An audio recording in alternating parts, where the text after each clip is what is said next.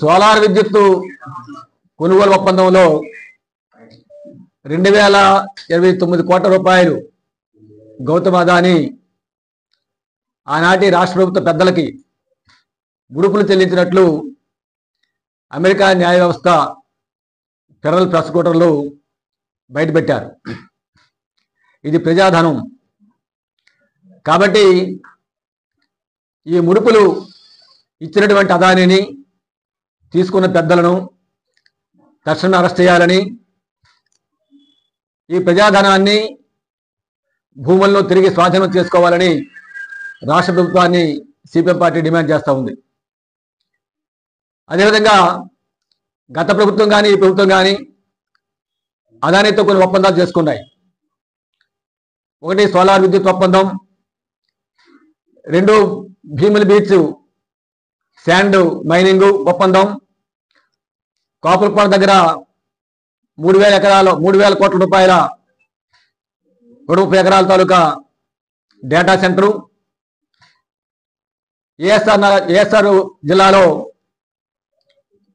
సౌర విద్యుత్ కోసం వేలాది ఎకరాల భూములు, గంగవరం పోర్టు.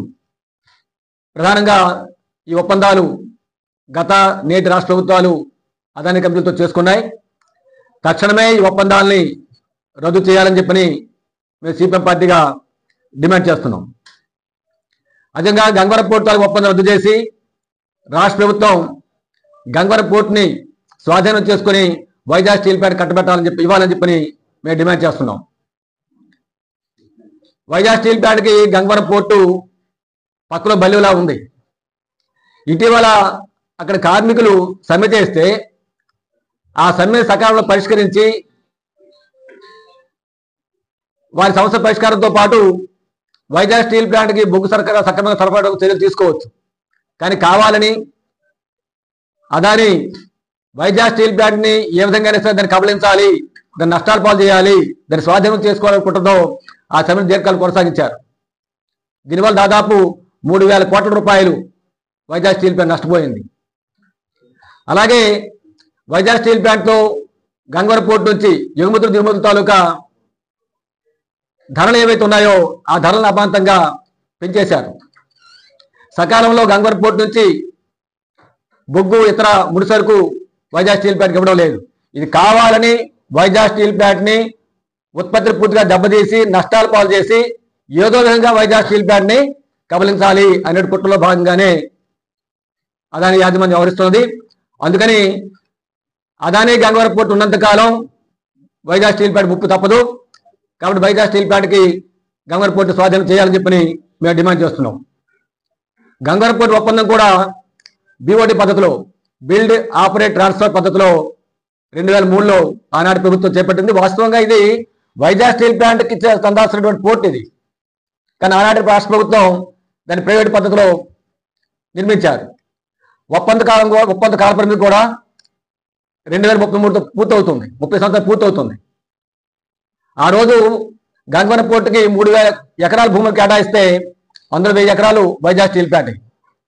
అవి చాలా మంది ఉంటే ఇంకా అదనంగా కొన్ని వందల ఎకరాలని స్వాధీనం చేయడం కోసం అదానీ కుట్రలు పొందుతూ ఉన్నారు.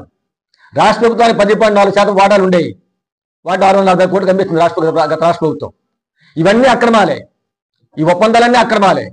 కాబట్టి ఈరోజు 1,000 కోట్ల రూపాయల ముడుపులు తీసుకునే పరిస్థితి.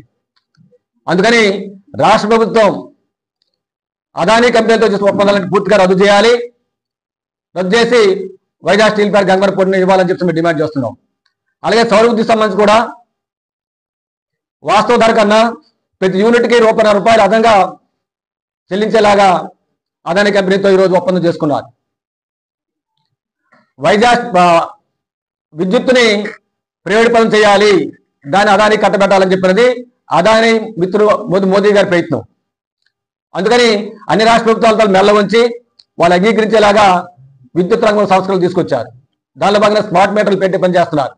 రైతులు పంపు సెట్ల స్మార్ట్ మీటర్లు, ఇప్పుడు విశాఖపట్నంలో వ్యాపారస్తులు స్మార్ట్ మీటర్లు పెడుతున్నారు. ఇది అయిపోతే వినియోగదారులు పెడతారు. అంటే స్మార్ట్ మీటర్లు పెట్టేటువంటి ధర కానీ ఆ ధర పెంచే ధరలు కానీ ఇవన్నీ సామాన్య ప్రజల మీద మిగతా ప్రజల మీద భారాలు పడతాయి. మధ్య అధికారంలో ఉంటుంటే వాళ్ళకు ప్రతిపక్షం ఉంటే వాళ్ళకి లంచాలు వస్తాయి 1,000 కోట్ల రూపాయలు.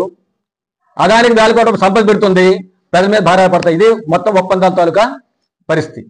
అందుకనే సిపిఎం పార్టీ మేము డిమాండ్ చేస్తున్నాం, అవినీతి పుట్టినటువంటి అదానీ కంపెనీలతో జరిగిన మొత్తం ఒప్పందాలను రాష్ట్ర ప్రభుత్వం, కూటమి ప్రభుత్వం వెంటనే రద్దు చేయాలి. స్మార్ట్ మీటర్ రద్దు చేయాలి, గంగపూర్ ఒప్పందాలు రద్దు చేయాలి, స్టీల్ ప్లాంట్ అప్పచెప్పాలి, ఇతర ఒప్పందాలు రద్దు చేసి, ఈ ప్రభుత్వం వైసీపీ ప్రభుత్వానికి మా ప్రభుత్వం తేడా ఉంది, మాది నీతివంతమైన పరిపాలన, మేము ప్రజల కోసం పనిచేసే ప్రభుత్వం మాదని చెప్పి ఆచరణ నిరూపించుకోవాలని చెప్పి మేము డిమాండ్ చేస్తున్నాం. అలా కాకుండా మీరు అదానీతో భయపడి, వాస్తవంగా ఈ ఆరోపణలు చేస్తున్నటువంటి కోర్టు కూడా జగన్మోహన్ రెడ్డికి ఇందులో పాత్ర ఉందని చెప్పిన ఆరోపణలు చేసింది. కానీ రాష్ట్ర ప్రభుత్వం ఎందుకు ఆయన మీద చర్య తీసుకోవట్లేదు? అదానీ స్పష్టంగా ఆరోపణలు చేసి వచ్చాయి, అదానీ మీద చర్యలు తీసుకోవట్లేదు. అంటే అదానీ మీద చర్యలు తీసుకుని అరెస్ట్ చేస్తే, జగన్మోహన్ రెడ్డి చర్యలు అరెస్ట్ చేస్తే అదానీ మీద చర్యలు తీసుకుంటున్న భయపడుతున్నారా? కేంద్ర ప్రభుత్వం ఆదేశాలు అటువంటివి ఉన్నాయా?